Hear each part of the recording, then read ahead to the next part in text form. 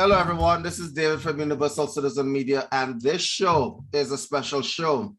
Now, about a year ago or so, Andrew and I did a prediction show, and the rest is history.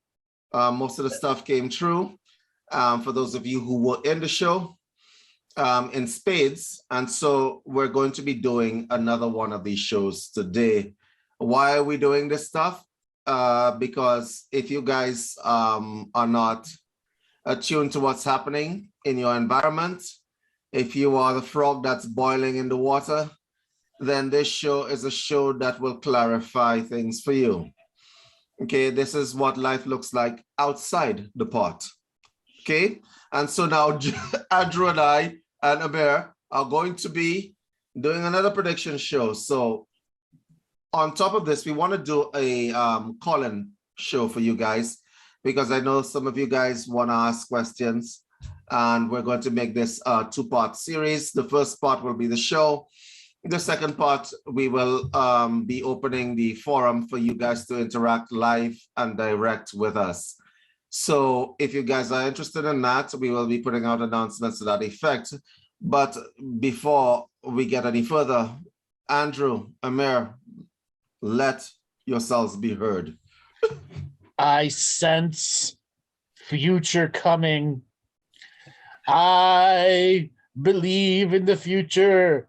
But understand, these prediction shows, you do not need to be psychic to know this part of the future. You need to know your patterns, your analytics, your permutation analysis, whatever you want to call it. Trust in your gut. Now, is there a psychic twinge here and there? Me, salt and pepper here, tomato, tomato. But the last prediction show we did, I believe in the beginning of January, David, 99% of the shit came true. And the prediction show we did the time before that in June and July last year, same thing happened. Now, this is the biggest thing to understanding. The United States has a midterm election coming. And this midterm election is going to determine if the Democrats shoot themselves in the foot while simultaneously shooting themselves in the own ass. And the Republicans who do nothing, because the Democrats try to pass all the bills that no one wants, and the Republicans just say no to everything, okay? So there's going to be a big sweep of the Democrats unless they radically change their point of view, which they can't at this point in time. They are stuck into all of the facets that they're doing, et cetera, et cetera. Now, what we're going to be doing is talking predictions. This last prediction show, David and I talked a lot about the stock. It would melt up and then it would melt down. It would melt up and it'd melt down. It has done that. It will continue to do that. With that said, you don't need to be psychic. Amir, I pass it to you for your opening predictive statement. Oh, well, thank you so much. Ladies and gentlemen, greetings. Thank you so much for being with us. And Andrew and David, I thank you also. It's a great pleasure to be here with you. Well, as Andrew really beautifully put, you don't require psychic skills to see what's happening just a little bit further down the road. You see trends and patterns emerging, and the outcome becomes predictable with a good degree of certainty. So again, we're going to look at what trends are existing right now, where we've come from, where we're at, and where is it that we're most likely going to end up. So it's going to be an interesting show, again, with the track record that these esteemed gentlemen have. It's going to be worth watching. So thank you for being here with us. You know, I don't know where to start. We could start with the theme, crypto has gone schizo. We could start with crazy is the new norm. Like all of these are names of TV shows, but it's not fiction, it's reality. And so we are experiencing a dystopia. Yes. Isaac Asimov cannot write this kind of shit. He can. Yes. All the stuff we were afraid of in 2019, the worst part of it is that conspiracy theorists ended up being correct or annoying as hell. And so we're here eating a little bit of crow because a lot of the stuff that they said would come true actually did come true. Mhm. And so we're living in this kind of crazy, crazy world. And here's the thing. There's still some people out there that think that things are normal. Oh boy, we have a show for you. Where do you want to start, Andrew? So when it comes to eating crow, you've got two choices. Eat the crow when it's young and tender or when it's old and hard. I ate my crow when it was young and tender, and I got him to spit, yes, what timing I have. Yeah, Everyone, that was a setup. Absolutely a setup. Listen, the conspiracy theorists were right. All the stuff were right. And it's becoming more and more evident. So I guess we should probably start with the whole Young and tender, the young and tender crow. Yeah, I guess so. Yeah. So until a few days ago, David didn't know the crypto had melted down, 3/4 of its value. 3/4 of its value. You understand that crypto has gone schizo. Yeah. And I do mean stable crypto, huh? Yeah. Like stable coins, Litecoin, Ethereum, all of them are bending over and taking a bareback ride. It just shows you there's no safe bet anymore. I think this was engineered though. The whole mythology behind cryptocurrency and how it's so sophisticated and how it's all self-help and motivation people, which are just scam artists for the most of them. Honestly, it's really sad because a lot of people, crypto was a ray of hope in a darkened night for a lot of people. Right. And so a lot of people put their trust and hope in something better. Right. And they should know that systems of domination and control will never allow you to leave their control. And that is the way it is. Amir, you had made a point some time ago. If you want to be better, you better start becoming self-reliant. Yes. Tangible commodities. So tangible commodities. Yep. So if you're in the stock market, if you're in crypto, if you've invested millions in the bank, there's no guarantee. So we were speaking earlier, the three of us, that there are periodic cycles where the system of domination and control cuts the grass, so to speak. It's culling the population out of its energy, which is now represented in money, crypto, different currencies. So right now, when there's still some time left, all the water hasn't been drained out of the barrel, there's still some left, it would be a good idea to invest in tangible commodities, like a generator for your home, like solar panels, stuff like that, that is going to be incredibly expensive later down the line. So that's a prediction. Stuff that will help you be self-reliant and independent is going to be close to impossible to come by. Intentionally. There's no change in supply and demand. It's going to be engineered to be scarce. Yeah, we're going to get it. Go ahead. It's already engineered to be scarce through the supply chain issues that we've gone on so far. And I want to reiterate, once the supply chain issues have maximized their damage that they're going to do, because it hasn't even come near its maximizing the damage they're going to do, you're going to hear the term too big to fail come back. And this is my first prediction. And what will too big to fail be applied to industry first? I'm guessing it's the pharmacies. So too big to fail is like saying somebody's too fat to die. Airlines. It'll be the airlines first. And here's the thing about the airlines that I want to say. Honestly speaking, a friend of mine just had an experience with a popular airline in Canada. Now I want to just walk you through this experience. You get on an airline, you've bought a ticket. The flight has been delayed 1, 2, 3, 4 times. You get on a flight and you're in an airport where you're in transit. They tell you, well, guess what? I don't know if you guys know, but this airline, 10% of its flight got canceled recently. There were people literally sleeping in an airport for hours. But wait, there's more. You can't reach anybody in customer service at that airline. You can't reach anybody in customer service. So you're in this airport, you're sleeping in the airport. They're telling you that all the hotels in the vicinity have been taken up. In the morning, they put you on a plane. They send you to your destination at some random time because they're trying to ease the backlog. You get to your destination and they lose your bag. But the airline doesn't have to deal with that, right?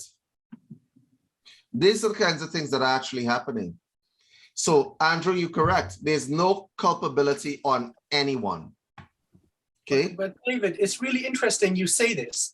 What you just described is going on, has been going on in the third world, let's say Asia, Africa, forever. Correct, but it's reached the first world now, huh? Yes, now the 15% world population which reside in North America and Europe are becoming third world. So welcome to the club, guys.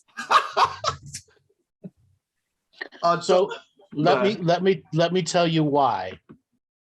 So in Biden's beginning of his first year, he changed the laws and what it takes to become a professional airline pilot.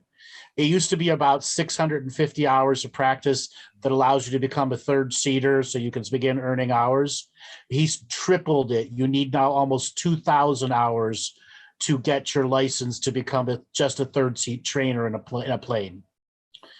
And what that means is the existing people have to practice for another 2 years. So David, if you Google airline pilot shortage, you're going to see a bunch of different articles there. And this is for anybody out there.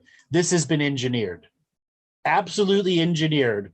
Now, for the last 70 years of flight, it has been the same rules for pilots flying. Okay, I got my private pilot's license, my practice trainer's pilot's license when I was 16, and I did about 250 hours. I haven't been able to do much since then, but those hours still count.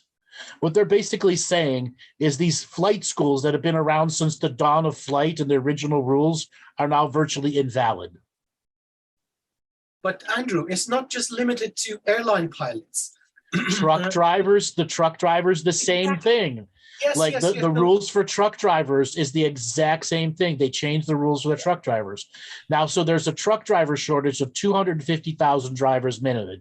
There's going to be an airline pilot shortage of at least 30,000 between now and 2030.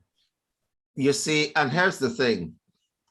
In the grand scheme of things, all of the shortages that we're seeing, shortage of services and stuff like that, that we're seeing, they want to blame it on rising gas prices, the war in Ukraine and so on. It's just a false flag. And I'm like, my God, seriously?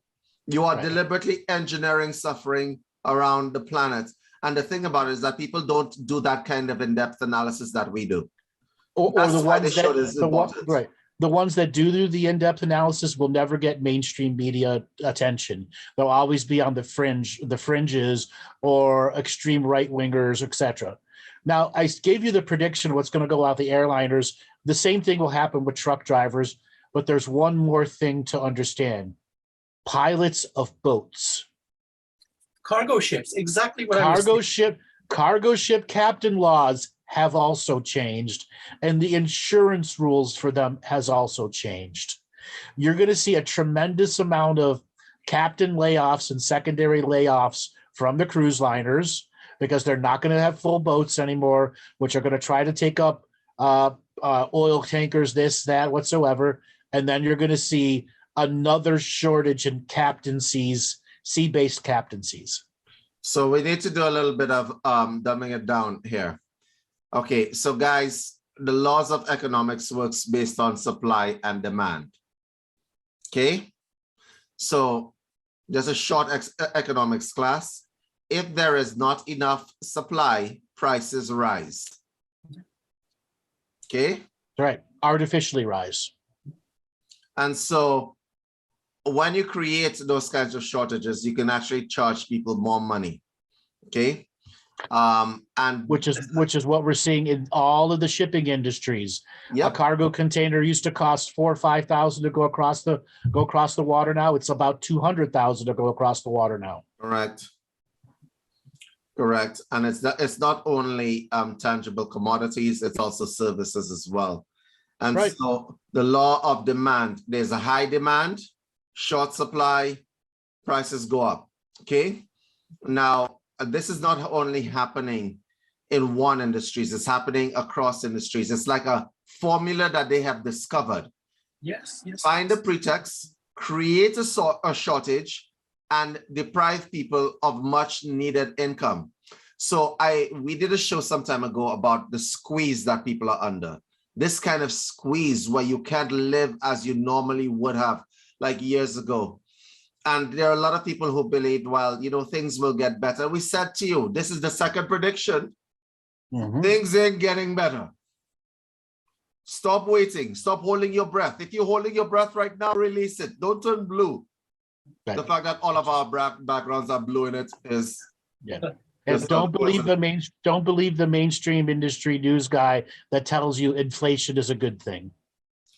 Like, who says these things? Like, seriously, like the top-notch NBC reporters literally say it's good, just like they say you should eat bugs. Well, the genuine economists, professors who know what the whole thing is, are pulling out their hair, saying, "Oh my God, crazy is here." This is a new paradigm. They have discovered a new. And here's the thing. I am seeing a sort of coalescence between people making laws, warping of the world of economics, and the warping of politics. These things are coming together as a unit, right? And so, like in Canada, with that bill that has just passed, what they're trying to pass. That Bill C11. Can you imagine that at this stage of the game, you're still playing media games? And the formula is anybody who says anything is immediately labeled a Nazi. That works, right?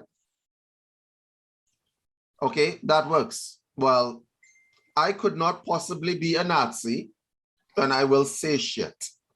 Okay?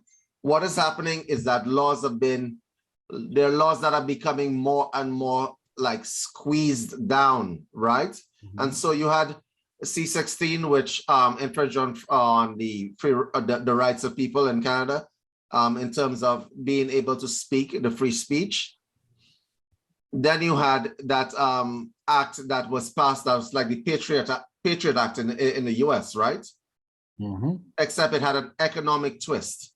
So if you support people who resist, then you are a collaborator, and therefore your bank account shall be suspended or frozen. Mm-hmm. So David, I have a little something funny thing to add you. There was a Fox News reporter who's a black man, highly educated, former prosecutor, who was on a round table with a group of other black activists. Mm-hmm. And they were talking Black Lives Matter, what it does, the thing. And the woman accused the black man, which he didn't realize that he wasn't black, of being a racist. And the guy's like, huh? I'm black. You realize that, right? I've done all the black services, marched to this and that, and for all of our black rights. Just because I'm on Fox News, you think I'm a fucking racist? And this is happening left and right, where the extreme lefties go immediately to racist and Nazi because she tried to call him a racist Nazi. And just as you were pointing, I can't be it, this woman accused him of being a racist Nazi full-on black man on Fox News as his regular own spot and everything. Yeah, well, can you imagine if he came on with the tattoos with the double lightning strikes on his forehead or something? Yeah, exactly. This kind of nonsense has been going on, and this is a formula that they have gotten because the Prime Minister of Canada used it effectively against the truckers, right? Right. If you disagree with me, right, then You're a are Nazi, a Nazi. Or you Actually, don't, like, seriously, this is nonsense. I mean, at this stage of the game, at this time, and people are acting like little children. We can't promote shit like this, okay? But an exact similar thing happened to the Jewish population in Germany before World War II. So the Jews were prosecuted, and anybody who helped them in any way was also prosecuted. Said the Iranian in England. But what is right, you see.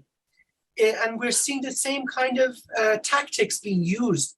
So down the line, it shouldn't be shocking if we see some kind of a war break out as a result of this kind of, prejudice. Yeah. We've already seen it inflamed Europe. Yeah, other than the fact that leftists here in the United States are anti-gun and you can't do a war without guns. That's why we want to start a gun company. Universal citizen armaments. My next prediction is that they're going to go after your guns. They already are.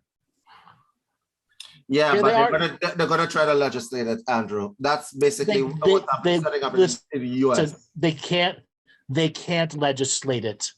The Democrats don't have the votes to do it in the House or the Senate. I think that the Democrats' time is pretty much over, and the reason why their time is over is because you can't run a party based on popularity and stupidity. Not following through with promises. Yeah, a party that is run on popularity.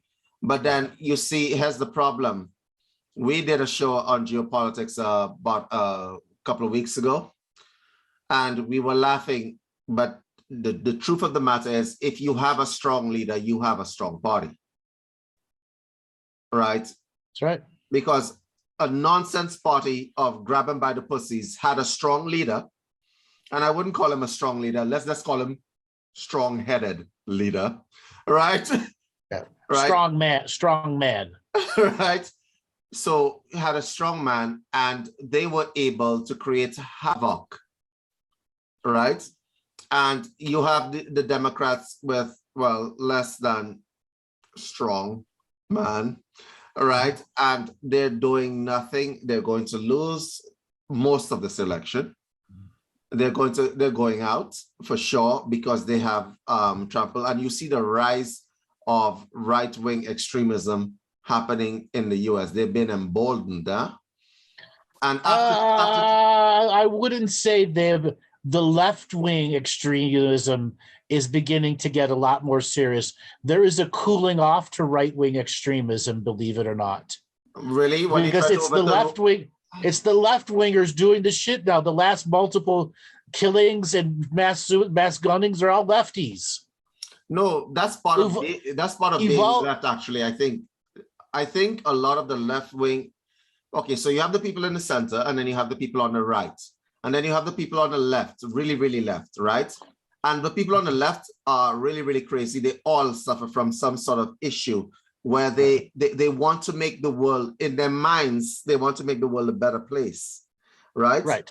Right. And the same thing the righties want to do. They're just different ways of doing it. Yeah, but the righties are trying to have already succeeded to a certain degree with the Roe versus Wade argument, and these states are beginning to enact laws. No, right? that's been going on for a while. They've been testing Roe v. Wade for 30 years now. If you pay attention to American politics, there was a point where there was a bombing of an abortion center every week in the mid-'80s all the way to the early 90s until the Fed started prosecuting the churches that were promoting the bombers. They Christian actually went after the churches. They went after the churches and started taking away their 501c3s. Yeah, and then poof, all the bombings disappeared. Okay.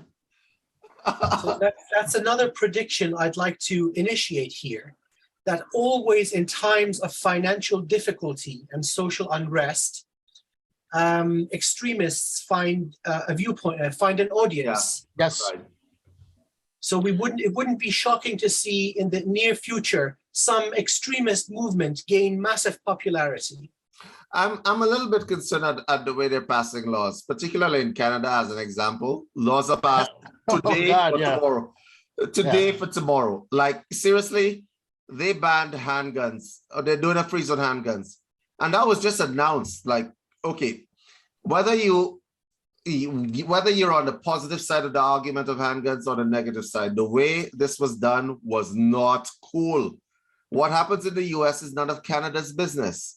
So there was a shooting happened in the States. I think it was the Texas school shooting, right? Yes, Texas. And then Canada reacted to a Texas school shooting. You know where Texas is? You know where Canada is? So the way things are being done tends to suggest that people have agendas that are being driven here. Now, the majority of Canadians, they don't like gun crime. Nobody likes gun crime, actually, I should say that. But by that same token, there are people who have a different viewpoint where that is concerned. So an analogy was made where a flock of sheep see a wolf eat one of the sheep. Okay?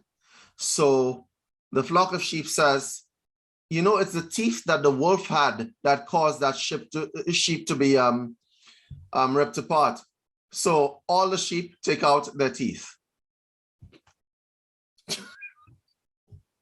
So there is that side of the argument. I tend to be more neutral where this is concerned. My main concern is the way that laws are being passed. And I think we're going to see a whole bunch more laws being passed that will restrict people in one way, shape, or form or another. They're going after people who are doing home and kitchen gardens. I've said on shows before, turn your lawns into gardens. But then the government will tax that shit, right? Right. See, Canada has a much easier way of passing a law today for tomorrow. In the United States, that's much harder.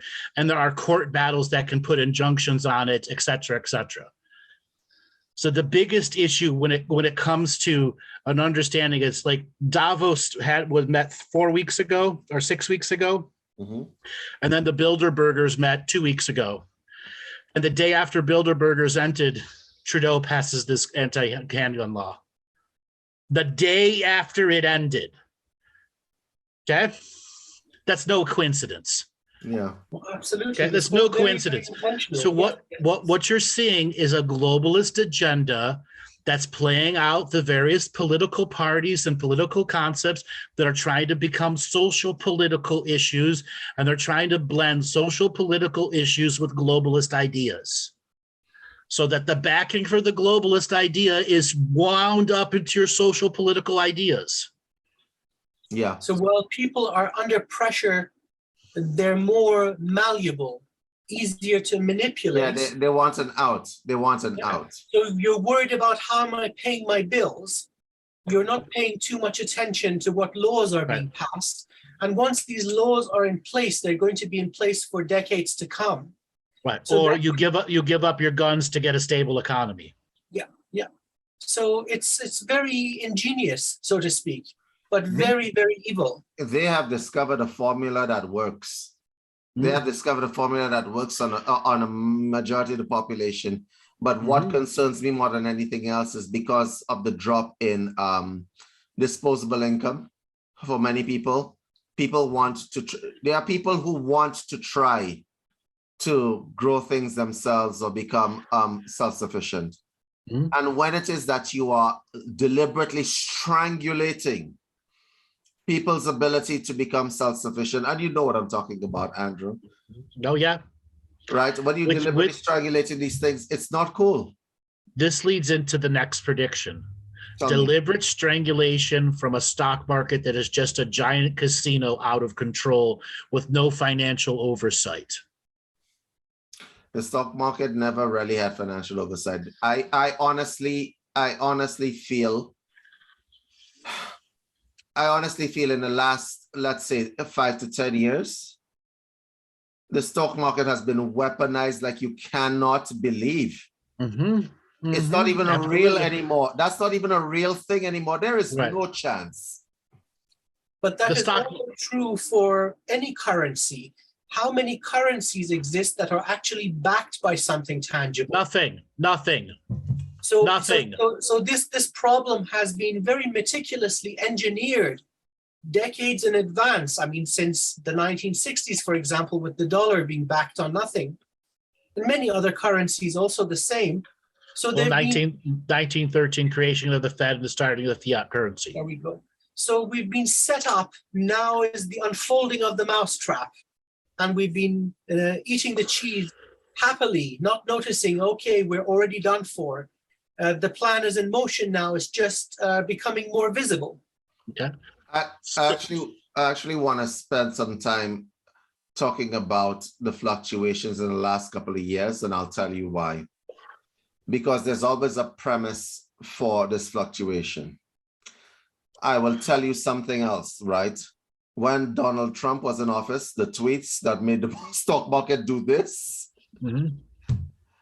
right?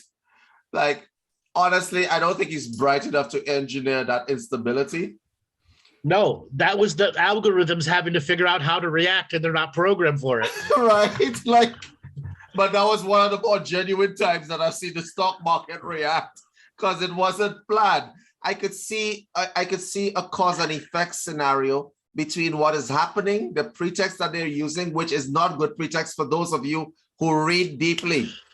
Okay, that's right. Russia has a war in Ukraine. Do you think that would explain the entire domino effect of everything that is happening? It does not. Do your research. As soon as Russia backed their oil in gold and backed the rubles pegged to gold, every sanction the West put on Russia failed miserably and now is boomeranging back on them. Until they lift these Russian sanctions, it's self-imposed tyranny to your own self. But it's affecting the population of Europe and North America most severely. And again, I believe yes, because China and India buddied up to Russia. Exactly right. So I exactly wanted to reach to this point. Now, North America and Europe are joining the third world country club. But what about the rest of the population of the earth? So 80% of the population of the earth live in Asia and Africa. And we see now something interesting happening, for example, with China, India, Kazakhstan, Uzbekistan, Turkmenistan, Iran. The old Silk Road is being reestablished. Correct. That's right. This is a movement against the globalist agenda. And with the example of Russia backing its currency to gold or real commodities, they've discovered they can isolate themselves, insulate themselves from this stupid shit show that's being run by the globalists. Amir, the problem with Russia has always been that to a certain extent, that country can sustain itself if it needs to. And that has always been the problem with imposing sanctions on Russia. Now, the breadbasket of a lot of these countries that we talk about was Ukraine. From the time Russia went into Ukraine, shit was going to go sideways for the rest of the world. And everybody knows that. Putin does not need to win that war. He just needs to disrupt supply and demand long enough to put a hurting on the rest of the world. And people don't get that, right? So they're like, oh, I see things on social media and so on. Oh, we stand with Ukraine and give them hell, Ukraine. This is not about winning or losing. Y'all already lost. Y'all have already lost. Yeah, the day they pegged gold to rubles for gas, the West lost. Exactly. No matter how much they manipulate gold to go up or down, Russia wins either way. And I don't believe it's the Russians' intentions to starve, for example, countries in the Middle East and Africa. No, it's not. And they're not going to do it. So that's another prediction. They want to break U.S. hegemony. Yeah. Right. It's also a way to wipe the nose in the shit they've created. It's like a dog who shit in the corner and you wipe their nose in it. This is a way for Russia to do that to the entire West. And unfortunately, the people that you have in power in the U.S. do not have the smarts to react properly to this because there's not. They don't have the authority because the people that own them will never give them the authority to act smart. There are plenty of smart people in the United States that are talking up a storm, but nobody's listening to them because they don't have no authority to make any changes. Example, our Fed right now has been pumping trillions and trillions and trillions and trillions of dollars into who? The corporate bigwigs, and yet they want to do Build Back Better and give $2 trillion to the people, even though they just gave $30 trillion to the banks that never going to pay it back, and they want the American people to pay back the $2 trillion. Okay, this is why I'm saying the stock market next is the next prediction thing that I want to stick to: melt up, melt down, melt up, meltdown. And the whole point of that is to try to reevaluate it from its high 30,000 range to its mid 20,000 range so they can start this shit all over again. Yeah. So essentially, they're robbing the richest populace on Earth, which is the Western world. I mean, the rest of the globe are not affluent. There's not that extreme poverty that we used to see in the world 50 years ago. That's gone thanks to technology. But still, we're talking about disposable income that only exists in the Western world. Correct. So again, this whole thing is to call that 15% of global population that owns 90% of the wealth. And that's how it's been so far. Now they're going for the first world. And my next prediction is famine in Africa. No one wants to hear that. But it's famine will always hit Africa first whenever there's a food shortage. And the 2011 Arab Spring, what did that stem from? They quadrupled the olive oil prices overnight. Unfortunately, Andrew, you're most probably right. What? But out of this hardship, there's going to come, I think this would be the beginning of an African awakening. So the entire population of Africa is only 1.5 billion with all the resources they have. That's crazy. So they've been suppressed. Unfortunately, no matter what, any African uprising will be taken over by the Chinese internal services or the CIA. And nobody will take power there that isn't already pre-owned by another government. That's the unfortunate truth about Africa. The saddest thing about Africa that I find is that you have a landmass that has pretty much every resource Everything. possibly imagine. Africa has never well, I wouldn't say never, but for the most part, they've never been a sovereign continent. That's right. Somebody's always running Africa, okay? That's right. And so places like Rhodesia, which has the best mineral deposits ever, diamonds, everything that you could possibly, Rhodesia, if in a fair system, Rhodesia would be the richest place on earth. That's right. Okay, and so and Tanzania too. And so what it is that I don't know. You see, the thing is, Africa has an African Union, which is just a puppet convention. It's just a puppet convention, and so they will never wise up. We have a friend in Africa, don't we, who is trying to encourage Africans to pay attention to their resources and become better businessmen. And he is being stopped by the same academic institution that is supposed. I wish he was here right now. Yeah. Right.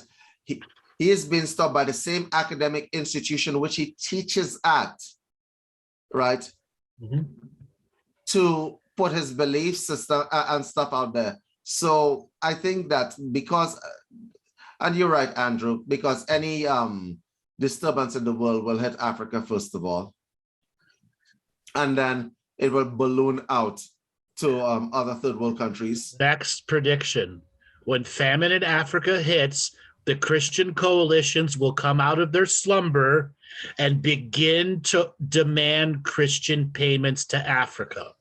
And none of the money will reach Africa again.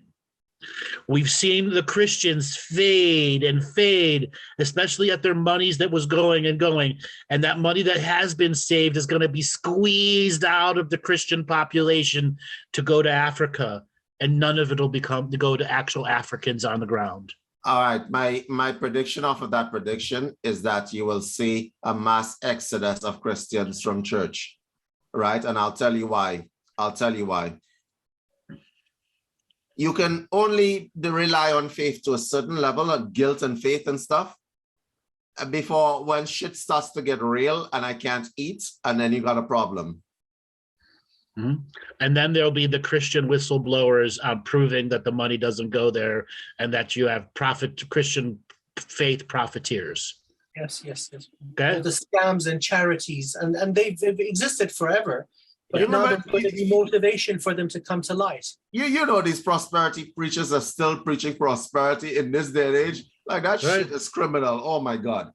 Right? Yeah. Prosperity preachers. I've seen them still asking for jets and stuff like that. Yeah, Creflo has two $20 million jets. Cree is the pastors, Creflo Dollar. Look them up. That's just disgraceful, really. The followers should look at this and say, okay, no man of God or spirituality would amass that much money. Nah, they don't look at it that way. They look at it as he did this and he's a man of God and that's what God has done for him. So and you have to add one more thing. Okay, what? They are laundering drug money also. Okay?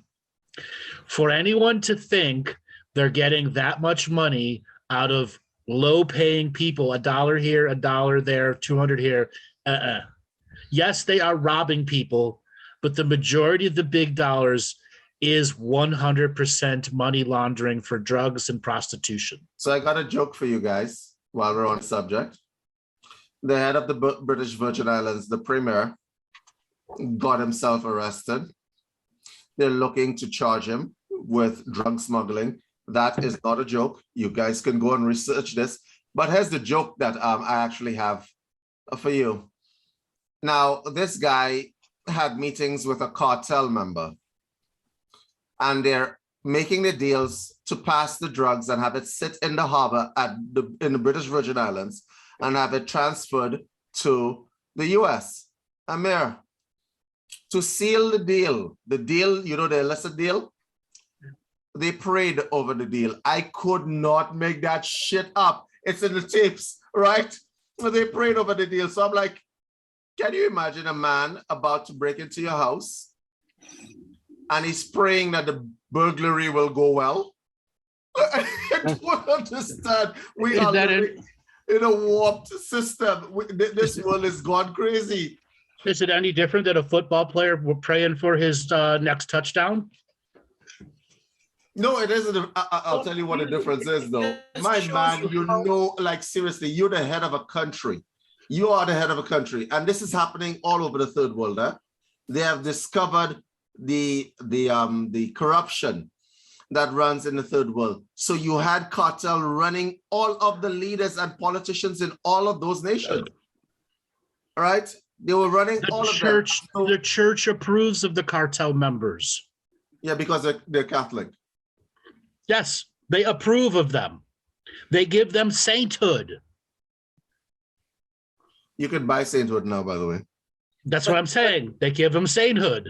But again, there's the issue of drugs existing in the world, and these are produced and transported and distributed. This is not something that can be done by even a large-scale organization. Entire governments are involved in this. That's right. So it's something that's probably not going to go away. So we're going to have an increase in addiction, because in times of pressure, people want to escape. That's why fentanyl has flooded the market worldwide. Because it's cheap to produce too. So essentially, we would probably agree that it's not about resources. The corporations that are pulling the strings are not short of funds. They already have all the money in the world.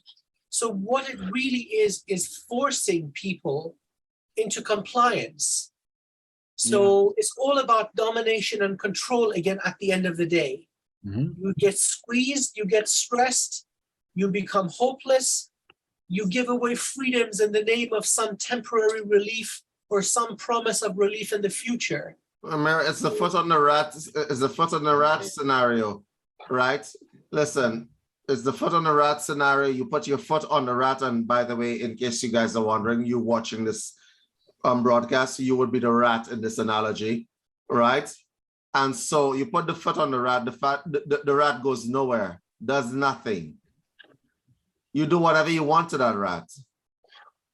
Okay. I think the next prediction that I would have to make on that front is that there will be some kind of awakening, but what is awakening without the ability to do action? You gotta, when you're making these kinds of big moves on people, you gotta enact laws to keep them subservient. And so laws like, if you resist, we can freeze your bank account, is in effect everywhere. Huh? And I thought Canada was the only place that did that, but apparently I'm wrong. You could do that in Australia as well. I didn't know that. You know, gentlemen, this reminds me of what happened to the Soviet Union during the times of Stalin. Correct. So you can be all enlightened and fine and dandy, but what the state assigns to you is a job in a factory. That's right. You don't own your home, you don't own anything, and if you speak a little too much, you end up in the gulag. The Canadian politician who just said on national television that you don't have a right to own land in Canada. I said that clip to you. Yeah, I know. Well, that's part of the globalist agenda, which leads to my next prediction. Now, this one is a very big one, and I want you all to pay attention to it. When Biden loses, the midterm election, the Democrats lose roughly by 10 points. And anybody that knows elections, 10 points is gigantic. And it could reach as much as 15 points in certain areas. Biden will attempt to save his presidency because Hillary Clinton has already said she's not going to run, and Biden wants to run again. It's just a matter of they're going to keep what's her laughing face or not. He's going to run again, and what he's going to do, because the war in Ukraine didn't work for him, he's going to turn to the Mexico and cartels, and because he's just deployed the United States Navy to begin intercepting cocaine shipments coming out of Colombia and Venezuela when they're using these semi-submersible boats that are being produced in the middle of jungles in the nowhere by the thousands.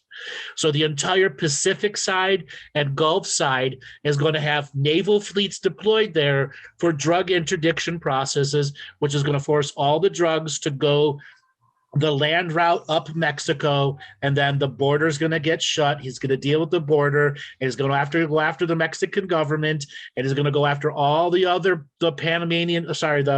all the other banana republics that are there, and he's going to strangle the hold, so it has to revert to shipping. And once the cocaine has to revert, there's no land hold, it's shipping hold. It'll become a high seas warfare once again, in which the cartels will submit to America, because right now they're not submitting to America. And this is what Biden thinks he's going to save his presidency, because he's going to flood billions of dollars into the local police departments to fight the cartels. I've always found it hilarious when you enact a war on drugs, right? You see, Right. has the problem with that, right? What are you spending money on? People are turning to drugs because they're in a hopeless situation. If you gave everybody food, healthcare, etc., do you think people would be more amenable to taking drugs? Let's see now. Let me think about that. So I always found it extremely funny when it is that people say we're having this war on drugs, right? Because at the end of the day, if there is a supply and there is a demand, commerce will happen. Doesn't matter what the product is, right? And so to your prediction, I'm going to say the following. They tried the war on drugs already. It was disastrous. It's not going to save shit, okay? If anything, it's just going to make him look more weak than before. Oh, no, no, no. The war on drugs was very successful until 30 years later when the prisons were so full, it crippled the entire prison system. Which is a failure in and of itself, because But it took 30 years for the failure to be even understood. Who started that? Wasn't it Bush Drug Control Act 1970. Okay. And then a re-edition, and then in 1987, which would be Reagan, passed where they changed the rules where instead of the minimum sentences were increased by like tremendous amounts of years. So if I may, I'd like to make the next prediction, and this is going to be a rather dark one. A drastic increase in the number of people incarcerated. Yes, part of the war on drugs. They're going to go after MS-13. They're going to use RICO Act. They're going to take down all the big money launderers. And it's going to become a lot easier. Why you're seeing crypto kill itself right now, because they can't use it to launder money anymore. They know what's coming. And with the increase in number of prisoners, it's going to be easy to get rid of intellectuals or free speakers. Again, going back to the rule book of Stalin. So we've seen the rule book of Hitler, we've seen the rule book of Stalin. What's left? Probably the rule book of Mao, who caused millions of deaths also. Correct. So this is just cherry picking the very worst of our recent 200-year history. And it's looking awful. Who are these psychopaths? This is rather dreadful. The top 1%ers. It's not, in the long term, my prediction is it's not going to work out well for them, because that's the problem with the foot on the rat. You expend a lot of energy to keep your foot on that rat. Until it's dead. Then you don't have to expend any energy. And if you put enough weight, it dies right away. Which is the whole point, is to win the next election and keep the globalists in power. But then looking at the global picture, there is strict resistance from mainly Asia and Russia, trying to sort of form their own separate system. So they already did create an alternate to the SWIFT system. Yes, that's correct. Absolutely true. And again, when you think about, for example, the global currency, which is the US dollar, is backed on a bluff. A massive shock to the system has the potential to bring the whole thing crumbling down. Sure, so but that's always been true, because it's the petrodollar. And now looking at the Saudis, for example, they're not happy to play along anymore. They were the major anchor, because so many of their fields are near empty. They know that if they produce the stable amount, it'll go 12 to 18 years. If they produce more, it goes down to 7 or 8 years. And they have not gotten enough active refineries and active wells in other places in the world that are still giving them the windfall profits that they want. Which will, in my next prediction, start another one of those energy debates inside the US. With the whole fracking thing and so on. They're looking for alternative energies. Now, what has been happening around the world is that people are looking at alternative energies in terms of electric vehicles and so on. And I want to say something here. Part of that is absolutely genuine. A genuine attempt to create alternative energies, and a lot of that is a farce, right? Because the truth of the matter is greed knows no conscience. Greed knows no conscience. So I believe, what's his name? Musk wants to make his Tesla vehicle a standard, right? So he's trying to actively get the prices dropped, or so he says. But his life has been made very interesting, right? And so Tesla vehicles are not going to come down anytime soon, guys. It's not.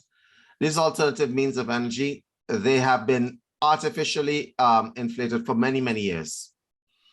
So I did study power engineering for a while. Renewable resources are at best able to provide 15% of the global energy requirements. So they're not quite there yet. There have been many brilliant ideas, but when we look at the scale of what the energy demand of the world is, they're not going to be ready for another few decades. Then looking at things like electric vehicles, okay, if the energy is produced centrally, like in a power plant, it will improve efficiency, but that's probably a 30 to 40% margin. We're still 60% short. So that energy that you use to charge your electric vehicle still has to come from traditional methods. So the infrastructure isn't laid out correctly for this kind of a thing. Right. Now, Internal combustion engines should have gone a long time ago and replaced by pneumatic engines that use tidal power under hydraulics to create mass compressed air systems spread throughout the whole world. And therefore you have compressed air stations that fill up your car, and you could even have a small little micro diesel generator on it for production of electrical power. Okay. And still have vehicles the same size and shape as they are today. They just no longer use internal combustion. There's also an aspect of vanity that goes into this kind of stuff. Now, before Musk entered the game, the average small-minded person says, oh, but it won't run as fast as a gas-powered vehicle. That was the concern, for real. For real, that was a concern. Now, I honestly think in terms of the energy argument, in places like, let's say, the Caribbean and so on, these are poor countries and so on, right? But the sunlight was a good idea, okay?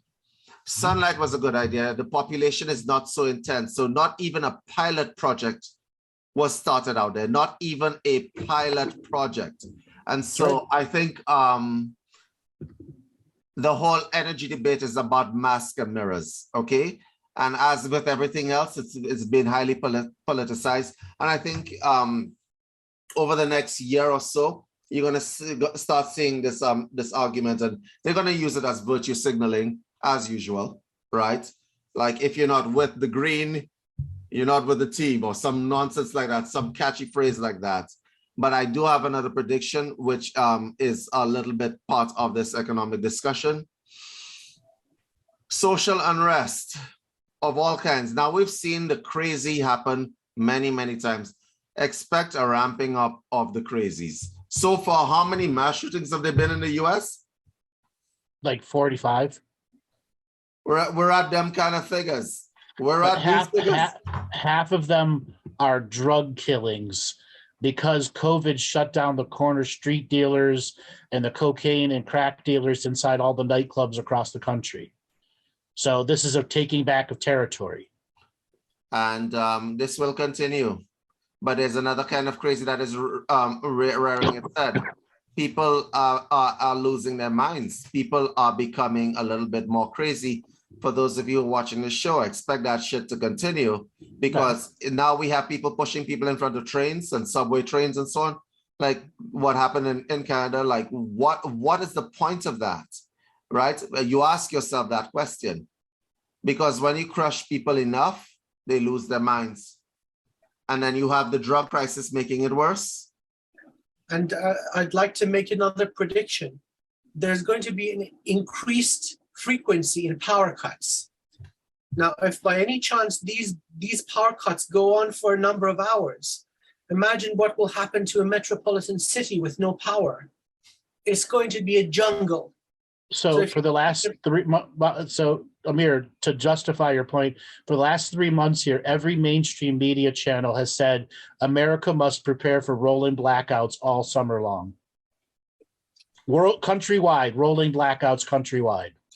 And for those of you who don't know what that means, it means no television.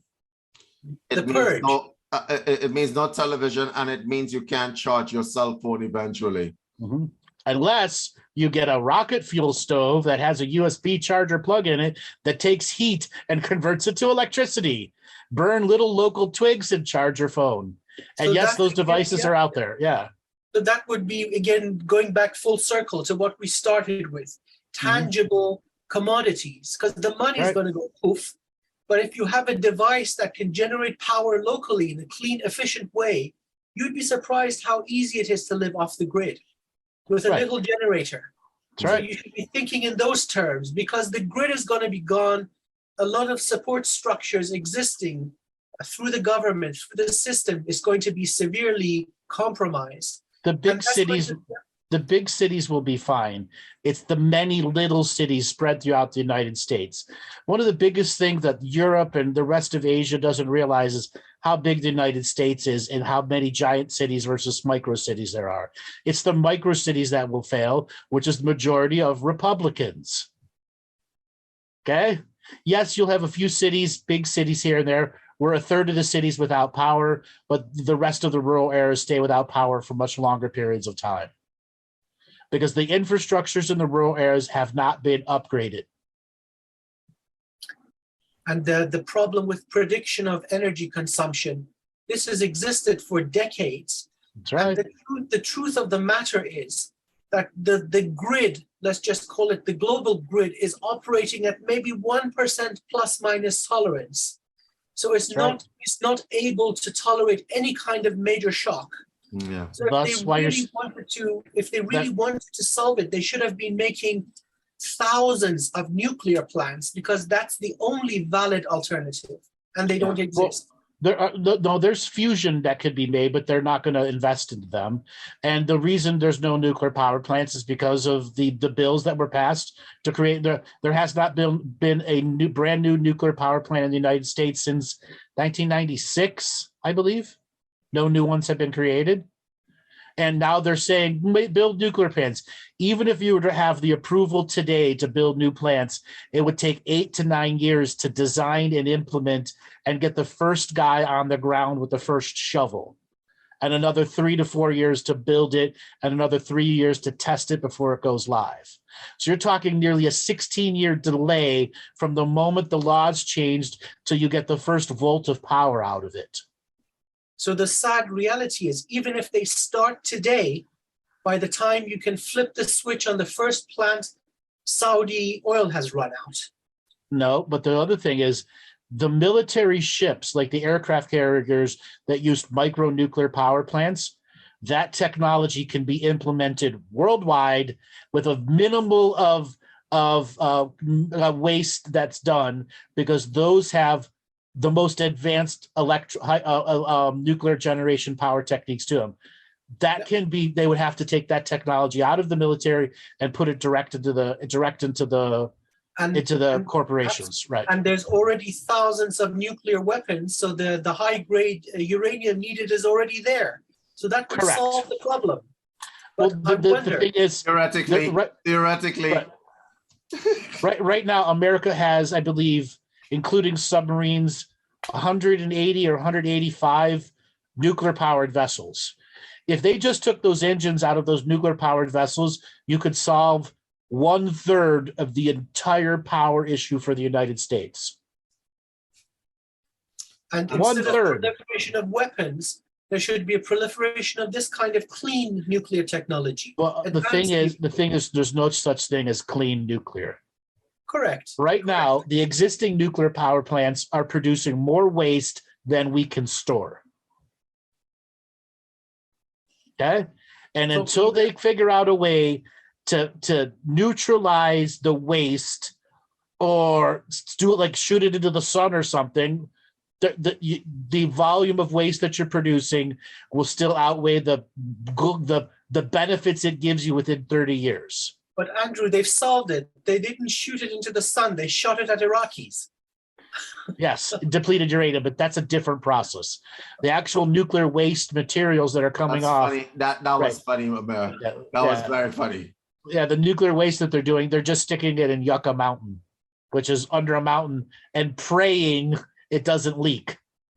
Talking about kicking the can down the road, this is the worst example. Kicking the can underneath the mountain, sweeping it under the mountain, not sweeping it underneath the rug.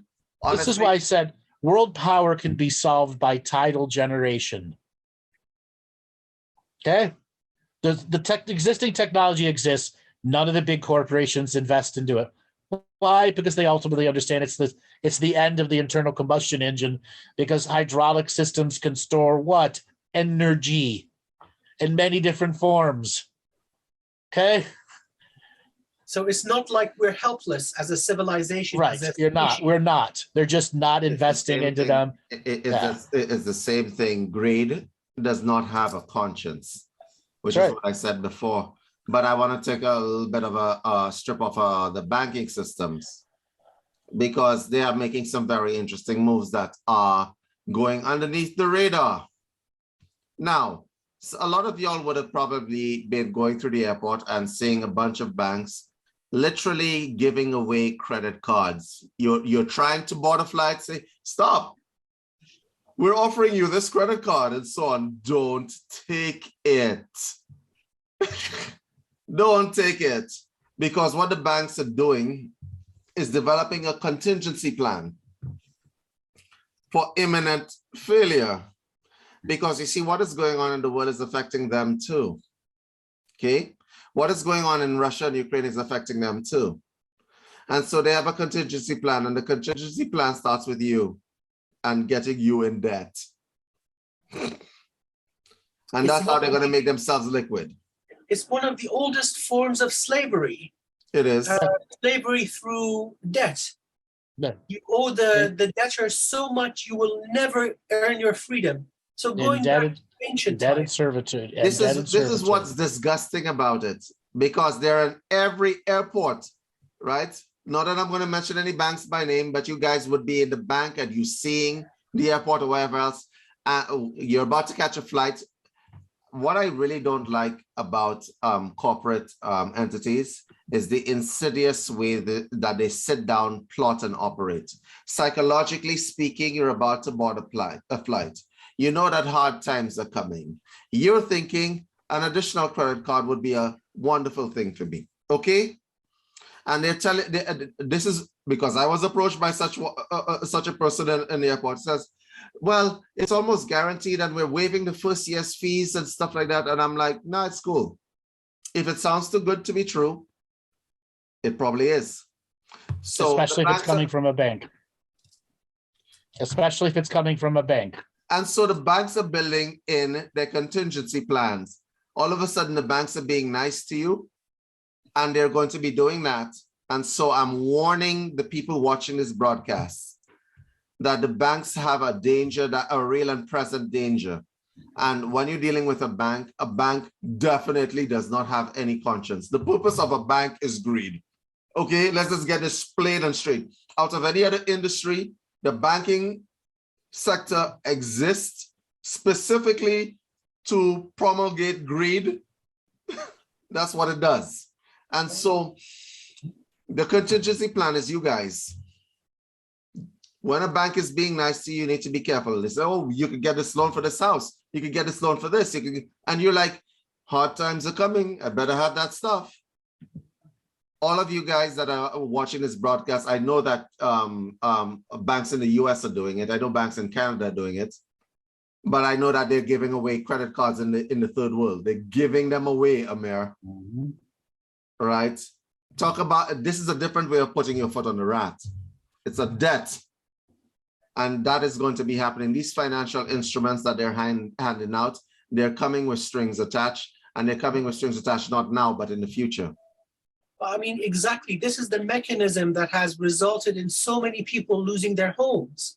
Correct. So you get a 30-year mortgage, you pay 27 years, you miss 3 months, they throw you out. That's insane. What kind of a fucked up a contract is that? So a prediction, if you are in debt, you're in deep trouble, you're in deep doo-doo. Try to fix that first before you buy anything. Actually, if you're going to buy something, as Amir suggested, I would highly suggest some form of tangible commodity that actually promotes your survival. Right. This is not the time to be buying that pair of shoes that Kim Kardashian has. Mm-hmm. For real, sis. Okay, don't do that. Time to buy a quality bread maker, make your bread at home instead of spending it at the store, or learning to brew your own beer at home. All things that are craft artisan things that one can learn and have fun doing. Okay. And if you live in the country, make sure you have the ability to hunt, because trust me, running after bunny rabbits is a difficult task. Our ancestors did it, but we're not quite acquainted to that kind of hardship. That's why they invented the sling, the bow and arrow, and the atlatl, okay? All those other things, okay? Believe it or not, You can go out on Amazon and get the next generation of slingshot. It's not your little wooden thing with the rubbers on it. It's got 3 super things and a bendy spring inside it, and it can shoot almost as fast as a .22, a bullet. Okay? Exactly. It's not like that anymore. It's next level. Okay? I mean, that's a big band on there. So that band's probably like a 200-pound pull. You know, I gotta 200 feet, 200 feet per I'm second. gonna ask a question. Amir, what are you doing with that in the UK? Like, do your neighbors know you have it? Well, that's just in case the jam sandwiches, which are police cars over there, get too rowdy. You're muted, Amir. Excuse me, you can't use an air rifle.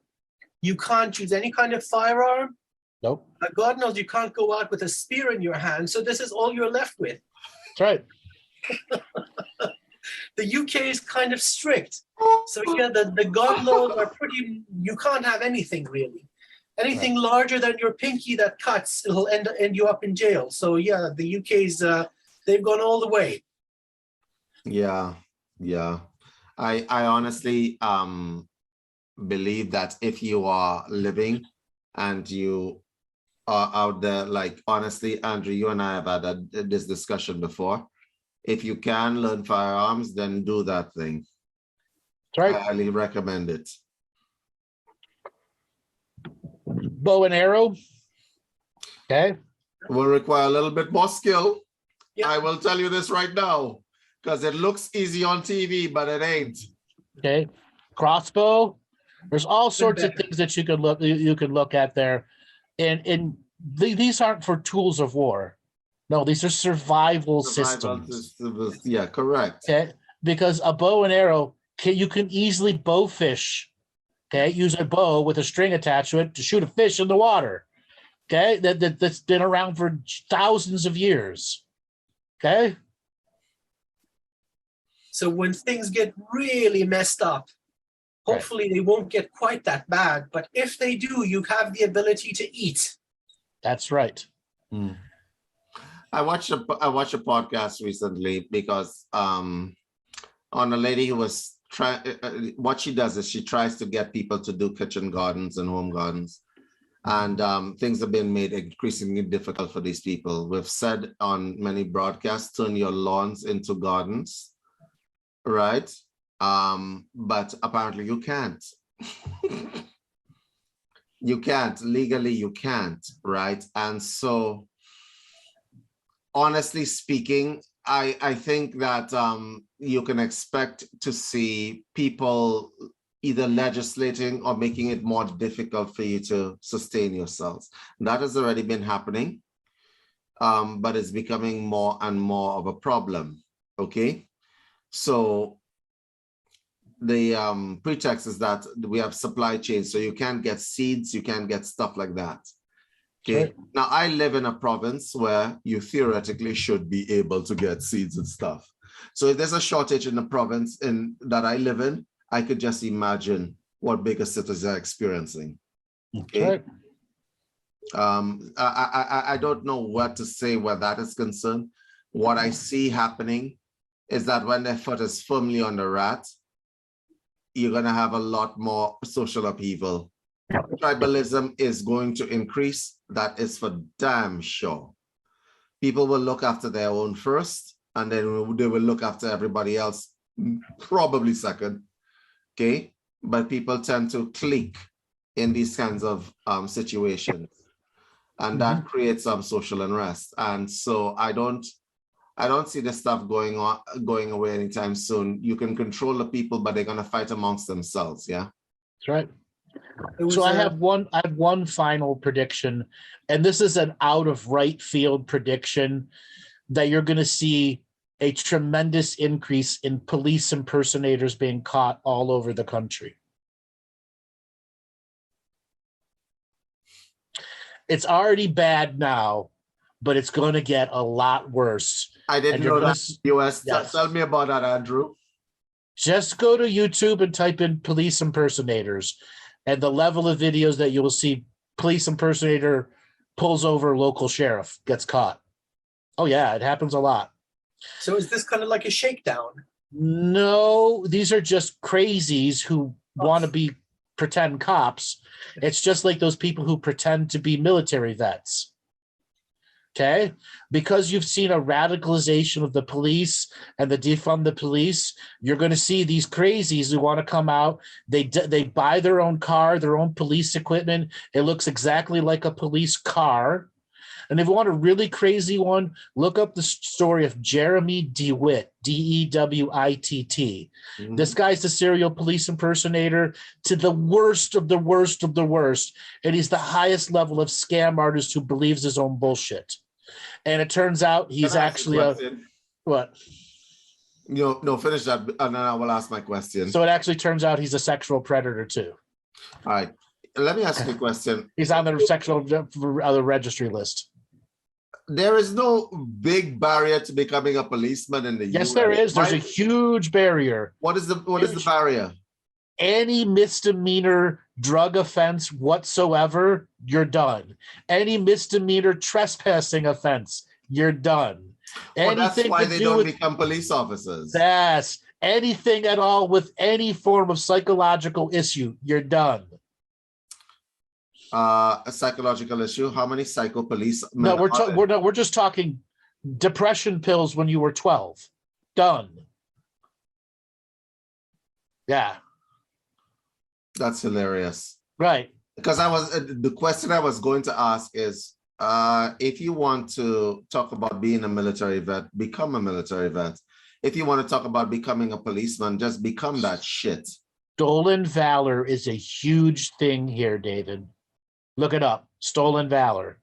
Recently, a woman was caught who said she was in Iraq and suffered from war injuries and ended up being on the National Veterans Board, but got brought in under Obama, was given national awards, and then was given a very high position in supporting veterans.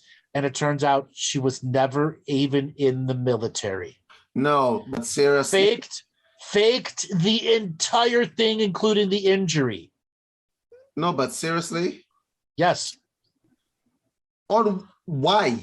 Why? David, it's an epidemic here. It's an epidemic because promoting the military for so long. These people want to be a part of it, but never can. This is why I'm saying we're going to see a very dramatic increase in police impersonators. And probably with that, we could also predict cutting of the funds of the genuine police forces across the board. No, they're going to refund the police because cities are falling apart here. That's not an issue. The issue is going to be a police impersonator pulling over children and beginning to shake them down for sexual favors or become the next form of drug traders. Because it's a power trip. So I was telling you about the serial impersonator named Jeremy DeWitt. I highly advise anyone who's not seen this to look at the Jeremy DeWitt story. Now, there's thousands of videos about this guy. Just start with the shorter ones and listen to the way this guy talks to police. And you'll be like, this guy's real? He's real. He has 17 pending accounts for impersonating an officer. Okay? 17. And since we're on the YouTube thing, I want to make a prediction. An absolute explosion of Karenism. Well, you're already seeing that, but it'll quadruple its Karenisms, yes. Right. Yes. An absolute explosion of Karenism because the satisfaction is on the right. And if Karen can go to the manicurist, she's going to speak to somebody's manager. That's right. And if if any of you out there have not spent a few hours watching Karen Gets Owned videos or Karen Gets Arrested, Karen Gets Tased, I highly advise you once a month to watch at least 2 consecutive hours of Karen Getting Owned videos. It will just enlighten you. The other day, I passed this wisdom on to David, and it took a while for it to permeate, but he suddenly took it, and it changed the David. I went down a rabbit hole in YouTube of crazy shit. Okay? like crazy shit, like Karen trying to arrest the police officer. Like seriously asking, like trying to arrest the police officer. I went down this little rabbit hole on YouTube, and I'm like, where do these people crawl out from? Is that for real? But it is real, and I highly suggest it. Go down that rabbit hole with me. See and understand that people are genuinely prime grade, high grade crazy out there. So David, remember the Karen that says, I break arms and I haven't taken my Cymbalta today? I saw a video recently. Okay. A woman called the police because she tried to buy crystal meth, a rock, and the person took her money, wait for it, and didn't give her the product. So she was telling this to the police officer. Yep. Could not make that shit up. Nope. Police officer goes to the person who she was supposed to be buying it from. Person who she's supposed to be buying it from says, that's not me. I don't sell drugs. I'm a prostitute. What is going on in the US? What is going? You're talking to a cop. You're telling him, well, I tried to buy some drugs and I didn't get my product and they still have my money. Like, but seriously, you don't call the cops for that. No. But shit like that happens all the time, David, all the time. So Karen getting tased videos are my current new flavor. Watching the Karens get tased. Oh my God. At least there's some entertainment. I have to admit, it's a guilty pleasure of mine.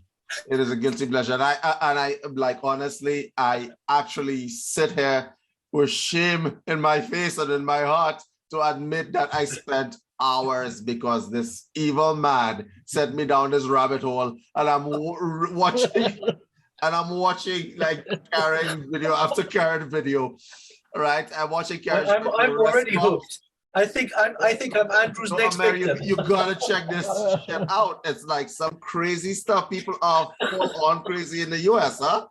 Right? And I'm like, I expect this trend to continue because I don't know. Honestly, it might be in the water. You never know. But I just feel that something is going on. I don't know where this epidemic started with this crazy stuff. Was it always like this, Andrew? No, around 2014 is when it really rose its head out of the abyss of Karen. Wow. So Karen videos, huh? Andrew giveth and Andrew taketh away. Yes. I remember telling David about this a while ago, how much enjoyment I was getting out of him. And I never took him up on it. I'm like, you know what? Let me see what this man is watching. I'm like, I went, started, and I couldn't stop, because YouTube gives you the recommendation. Like 14 hours later, David's laying on the side of his floor, can barely breathe because he's laughed for 14 straight hours. Well, that's beautiful. You know, out of all the craziness, at least we get some laughter. That's medicine. Yeah. Yes, it is. Well, guys, that's it for our show today. We are going to be having a call-in show. We're probably gonna be having you guys come into the Zoom room and interact with us. We've been doing a few shows now, and if you guys are interested, we're gonna be posting the links. And in a few weeks, or a couple of weeks, I should say, come and talk to us for a little bit, okay? And before you do that, please watch Karen videos, cause listen, you can't make this shit up. Guys, Karen, last one is yours. Start with Karen's get tased. All right, guys, last word is yours. Anybody has anything to say? Last predictions, anything? Last prediction, beyond Karen's get tased. Everybody that's out there, get your money out of the stock market. Yeah, agree. Okay, get your money out of the stock market. And do I have advice where to put it? No. It's all that uncertain. If you've got hundreds of thousands in the stock market, you're really not going to be able to divest fast enough for the craziness to happen. Even Disney's down to under $100 a share. Netflix might actually go bankrupt and be sold off. No one ever thought that would happen, but that's a real possibility that Netflix could go bankrupt. Pay attention to your money. Like Amir was saying, buy the things that can keep you self-sufficient. You know, can you buy property now? No, you can't. The prices are too ridiculously high right now. Okay? And the same thing with the flipping of houses. That's such a difficult industry to get into and do right into it. So you really don't buy coins. Don't buy gold coins. Don't buy silver coins. Get out of those niche markets that only are there during the good times and fail during the bad times. That's it. Go ahead, Amir. Oh, I can't top that. I'm going to go have a look at some Karens getting tased. And I'd recommend everybody to do so. Get some good, healthy belly laughs. It's good for your health. Absolutely. I will second that because, the Karen getting tased video, this addiction, guilty pleasure and addiction. Guys, I will take you away. See you guys real soon. Bye-bye. Later, everyone.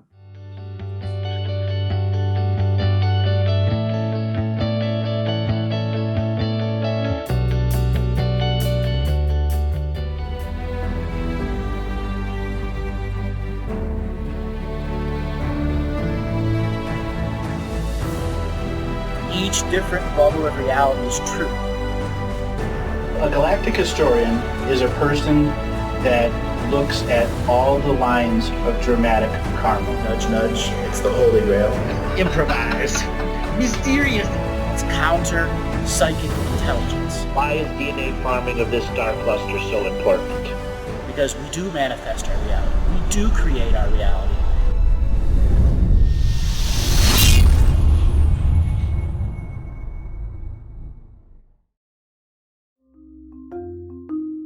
Hello, let's create, let's co-create, and let's change this world with love. No matter if you're from Alpha Centauri or Earth, we all began with the same birthing process. We live in a limited point of view. Living the mystical life daily is about striving for the unlimited point of view. Each day, each human being gets an infinite amount of choices. Living the mystical life daily is about facing obstacles and challenges. The level of awareness that you are working at means you have a responsibility to be equal with it. How does one truly let go of expectation?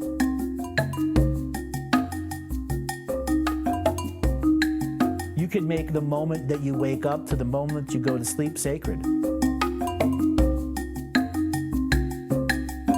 The keys to success: choice, choice, choice, and choice.